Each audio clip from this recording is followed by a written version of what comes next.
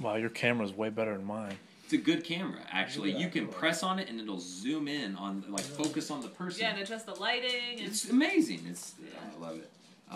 Okay, so your question after many awesome conversations today, and you can like be like a TV crew guy. Yeah. So when I point him, you can like put it on him, like him. The camera too, you know. So anyway, your question after many awesome conversations that we had today. That probably can't be replicated, you know, today. We decided to not talk about it until now. And your question in the series of awesome questions was... 10 tribes of Israel. Are they truly one unit, or were they 10 different sects or cultures? Such an awesome question. And I mean, I can't even explain how many like questions he was asking that are on exact topics that I'm obsessed with. And this was just another one in the series of topics that I'm obsessed with. So much so that I explained to him when we went outside and put it on hold that I actually intend at some point in my life, probably when I'm in my 50s, to write a 12-volume set on the 12 tribes. And the reason why is, and this will all get to answering your question. It'll be a very scenic route, but it's all to that point, right? So just bear with me if I seem to take a back road and you're like, what? Dude, is he ever going to answer my question? The reason why is because as of about 2,000 years ago, when people talked about the tribal background of Jewry, we were talking about a blending of the remaining tribes. You're talking, you know, Judah, to some extent Benjamin, and you're talking about Levi. So you're not talking about, you know, basically the vast majority of, from a Jewish perspective, what we consider ancient Jews, you know, these ancient Israelite tribes. And again, there's a misnomer that the name Jew or Yehudi comes from being of the tribe of Yehudah. So some people, especially black Hebrew Israelites, will say, so these other tribes weren't Jewish because they weren't of, you know, so this would be like saying that a Levite isn't Jewish, which is, of course, nobody thinks this way. And in the Midrashic literature, we even have claims that even Adam was not only the first Jew, but the first Kohen, the first priest, you know? And, of course, with Abraham, we have the same thing. So the concept of what was a Jew was very different than a lot of people have in the non-Jewish world today, but also in the Jewish world because of the imposition of racialist ideas by, particularly, obviously, most famously, the Nazis, who said, this is what a Jew is. So there you have someone else redefining an ancient concept in pseudoscientific 19th century holdover terms that had no basis in anything we read whatsoever in the Tanakh, or the Talmud for that matter. And many of the rabbis in the Talmud were not even from Jewish backgrounds. So this is the biggest irony. Most famously, Rabbi Akiva, who it's even said that Rabbi Akiva was so great of a sage that were he to have been alive in the days of Moses, he could have merited receiving the Torah instead of Moses. So, and the guy's not at all from a Jewish background. He became Jewish, or his parents did, we're not sure. And there's the famous Matisyahu song, "From the forest itself comes the handle for the axe." This is said in the context of Rabbi Akiva, even talking about the Edomite conversion. So the Edomites, the Edomians, were unfortunately forcibly converted to Judaism. We were talking about how Judaism was such a proselytizing religion that the term proselytizing comes from the Greek for making someone Jewish, or trying to make someone Jewish, or, you know, and then making someone Jewish. But the Hasmonean dynasty forcibly converted the Edomians, which the Edomites came from Esau, you know. So these were not historically considered like friendlies, you know. Forcibly converted them. So we have discussion of the prophet Obadiah, and him coming. Also, he's a Jewish prophet of this Edomite background. So in that context, Rabbi Akiva is saying, from the forest itself comes the handle for the axe, basically destroying a civilization with itself, but doing it, in love, so to speak, doing it, but ideally, but obviously a forced conversion of any type is not cool, whether it's the Hasmoneans or the Himyarites later in Yemen, not a cool scene, and I don't think it's irony that we see the Himyarites were Sadducean and the Hasmoneans are sort of what the Sadduceans came out of. Really kind of a tragedy that sort of imperialism would come out of the distant aftermath of the Hanukkah Maccabean uprising. Anyway, so the tribes, right? I said that was one of the scenic routes. That's one of the sort of prefaces, preliminary background things that we have to talk about. So the concept of this is very important. So this is all to speak to the concept of what a Jew was, because today, especially in Israel, it's actually a controversy. Like, people are debating, like, well, what's a Jew? Like, we are a Jewish state, and we can't even definitively say what a Jew is. It's sort of strange, because from a Talmudic perspective, from a Tanakhic biblical perspective, there's no cause for confusion. The Talmud speaks on the Megillat Esther, the Book of Esther. The comments, why is Mordecai called a Jew? In the Bible, in the Tanakh, in the Book of Esther, Mordecai is said to be of the tribe of Benjamin, a Jew of the tribe of Benjamin. Now, this tells us that from the biblical perspective, a Jew was not a person from the tribe of Judah. It was a person from the tribe of Judah, but it didn't mean a person from the tribe of Judah. Instead, we know the tribe of Judah is named after the patriarch Judah, or Yehudah. Yehudah is named according to the Torah itself because his mother's naming him after praising Yah, right? Odeh Yah. So it's a strange formulation of those two words. So it means to praise Yah, to praise God. So the concept predated the naming of this individual, and we see, of course, his aunts even named the feminine version of that. So, from which we get Judith in English. So, all of these tribes were viewed as Jewish, but by these folks, by these ancient folks. So, when they went into exile,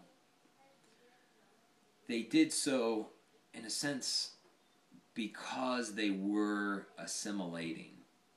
They were vulnerable to assimilation in the sense of dissolving, not just in the sense of scattering.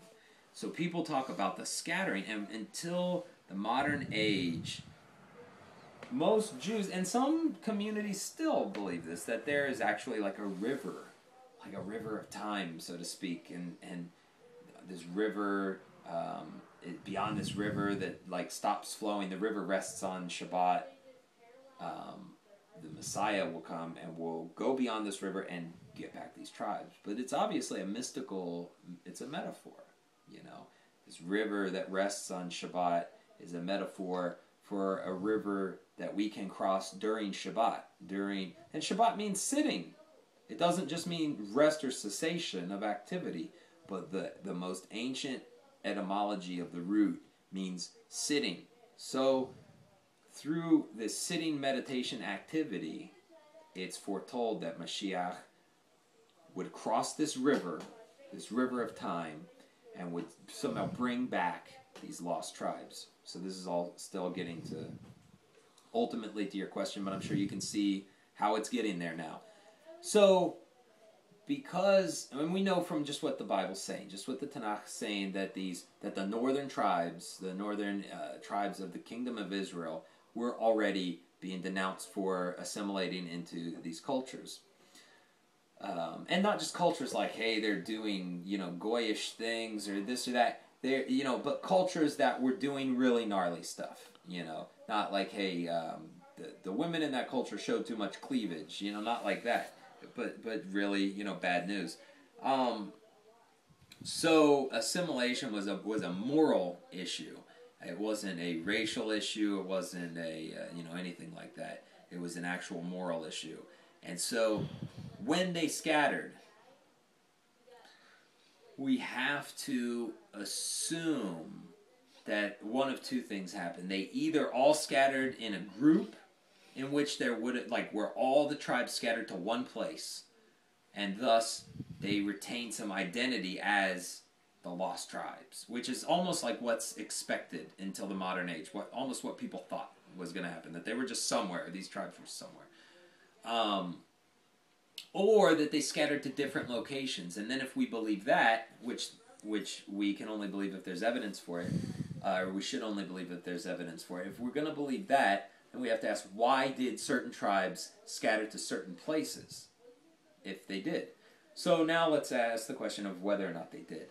Well, we have people from all over the world who claim to be, not people, but groups that claim to be descended from the Benjaminites, in various different places, including Afghanistan. So the Pashtun people, there's almost no respectable scholar on this subject who doesn't believe that there is, or let's put it this way, there's no respectable scholar on the subject who denounces and casts aside the Pashtuni claim, because just like with criteria for determining authenticity with regards to historical critical methodologies and historiographical research, we can determine the probability of something being accurate based on its dissimilitude to that prevailing culture and yet its retention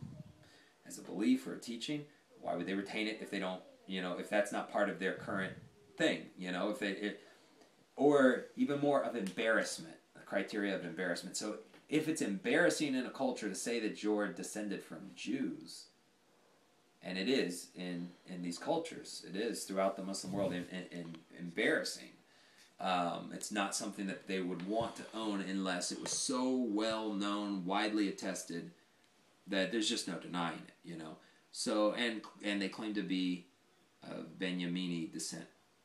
Now we have other claims throughout Africa, various tribes. So not just Ethiopians, of course, in southern Africa and South Africa. We have the Lemba peoples, and there are several other groups that I just know very little about. There's the Abayudaya in Uganda who did a mass conversion about 100 years ago. And there are just groups that claim to be ancestrally descended and preserved. Some of them have meshed that with Christianity, and some of them haven't. And there are various African American Jews that I know who know even more. And in particular, one brother that I know from Philadelphia that I mentioned earlier, knows a tremendous amount. He's always informing me about new groups that I never even knew about. And then sure enough, you can even Google them, boom, Wikipedia page or something written on them already. And sometimes that's really surprising to me because I think I know a lot about these groups in Africa that claim ancestral, but there's just more and more and more that I find out about all the time. Now, we know from Josephus that the name Africa is said to come from the grandson of Abraham. It's said that his grandson actually migrated to what modern-day Libya and became a king and had brought a bunch of Jews with him. So we know that there was a sizable Jewish community in Libya even in the Second Temple era, 2,000 plus years ago, through 70 CE. We know from all sorts of sources, including Philo of Alexandria, that in Egypt there was a humongous Jewish community. We know that Africa, there were a lot of, and then of course there was Ethiopia. So we're talking, actually in the Second Temple era, a lot of people don't seem to understand this. The half of Jewry resided outside of the land of Israel in the Second Temple era, when there was a temple, which is something that it's underreported now because people, there are people who want to build another temple. There are people who it's obviously in Israel's interest to make Israel like the center of Jewish activity and thought, and it does just barely have more Jews in it now than the United States, which tells you the United States is really modern day Babylon in many ways, because Babylon was the ancient center of Jewish activity. And it's funny because just as the United States has picked up, carried the torch for ancient Babylon that was passed to ancient Rome, and then has just carried it on, the vast majority of diaspora Jewry has gone to Babylon for practical reasons, jobs, protections, things like that. So it's ironic. The time is so cyclic that here we have the new Babylon, certainly the majority of diaspora Jewry is focused here, but almost as many as in Israel itself are here in the United States. Okay. Where do we go with that? So, in West Africa, and then this gets into some of the Black Hebrew Israelite claims, which are certainly less credible than someone like Ben Ami and the Soul Vegetarian group, which they call themselves Black. What do they call? They call themselves Hebrew, just Hebrew Israelites. Hebrew Israelites. It's hard to keep that straight because the Black Hebrew Israelites are kind of nutters that they'll wear like a. I've seen pictures of dudes where they have like a bathroom rug with like the head cut out of it, like a head hole cut out of it, and they put it on and tie like a sash around. They have like Power Ranger arm pads. And I'm not trying to be mean, but it's just really goofy, And then they'll go on the street corner with a microphone and try to tell people what the Bible really means and how they don't understand it. And of course, none of them are literate at all in Hebrew, to such an extent that they think every time there's a vav, which is the Arabic wow, they think that it has to be a W. They don't understand. Like a wow can be a W in Arabic, or it can make an oo sound if it's in the middle of a word, for instance. It usually does. Same thing in Hebrew. The vav usually, sometimes it doesn't. We see mitzvah, sometimes it is and it stays a V. But usually it'll make an oo sound, an O sound, mitzvot, it'll make that plural, that feminine plural sound. Or, anywhere else there can do an oo, an O. So they'll turn words into like, they'll make like Jesus, like Yeshua, they'll make like Yahawashi, or some weird, they like have this new like subculture American butchering of Hebrew.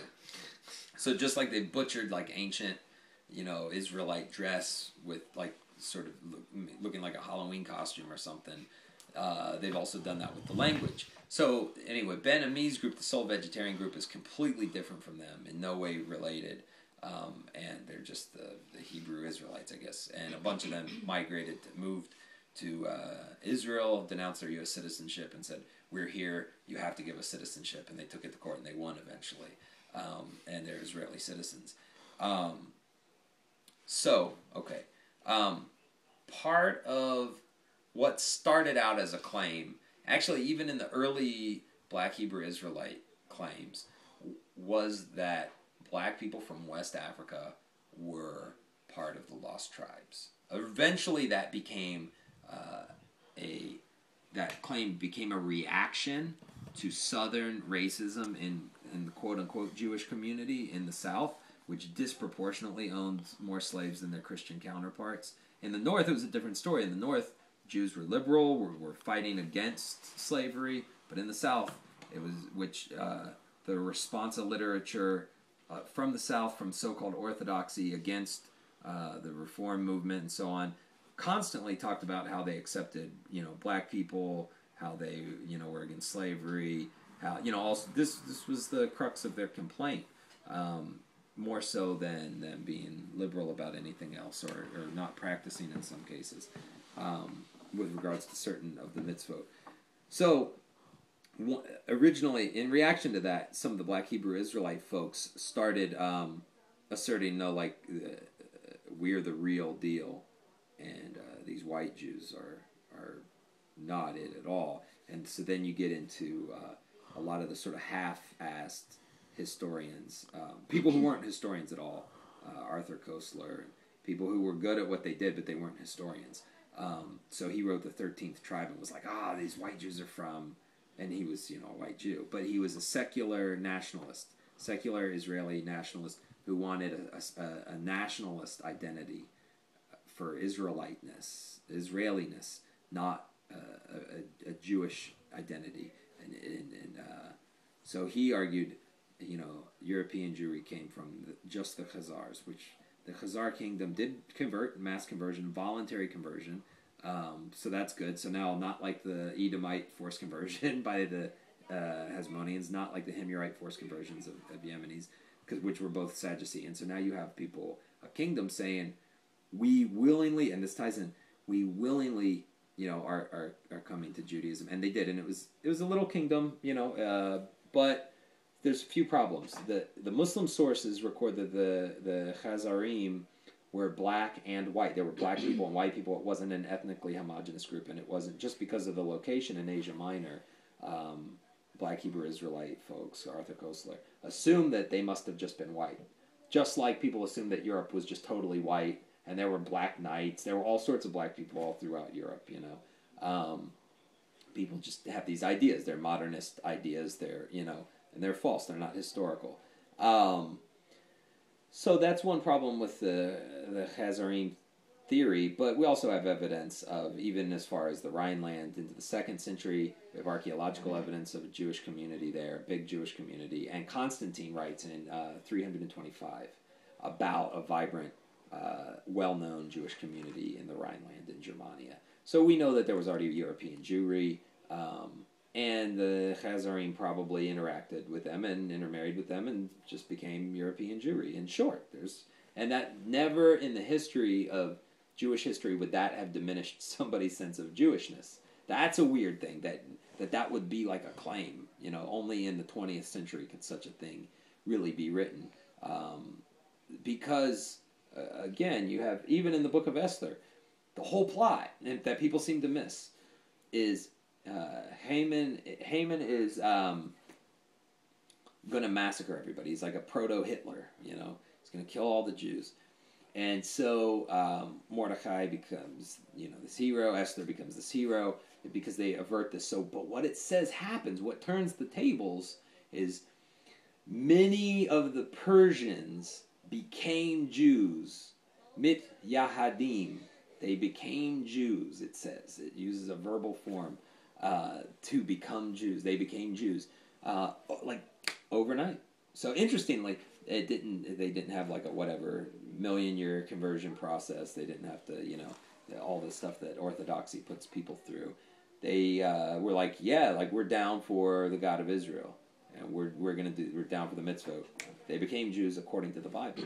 So many of the Persians, so many that the plot of Haman couldn't work out anymore because they outnumbered Haman's forces now, because all these Persians became Jews, and then they slaughtered Haman,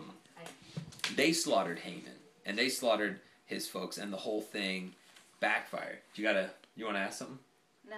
Oh, okay, cool.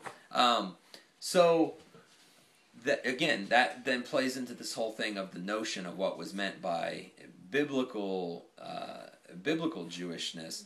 But now getting back to the Chazarim, and this is how they tie in with regards to the lost tribes.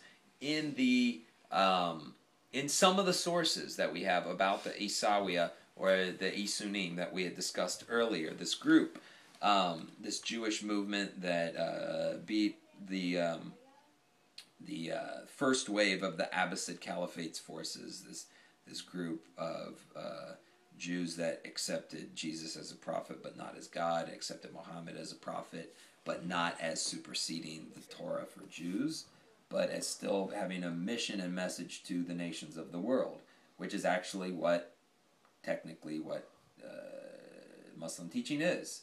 But there's a knowledge gap in terms of how that would affect Jews who have accepted more requirements than that.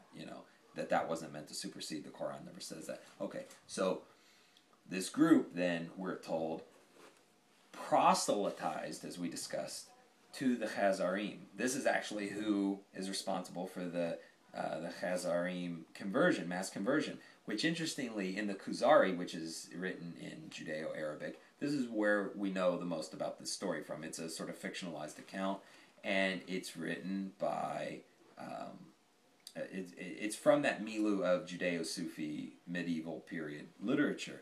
I don't want to get too much into that.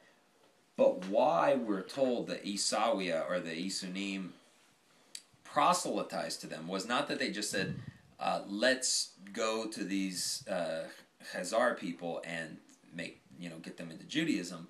It was that they had for some reason come into the belief that they were part of a lost tribe.